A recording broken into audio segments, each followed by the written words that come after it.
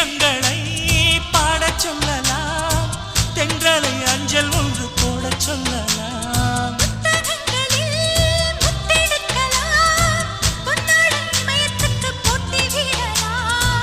பூமிக்கு பொட்டு வைத்து பார்க்கலாம் பார்க்கலாம், பூவுக்கும் ஆடை தைத்து போடலாமா?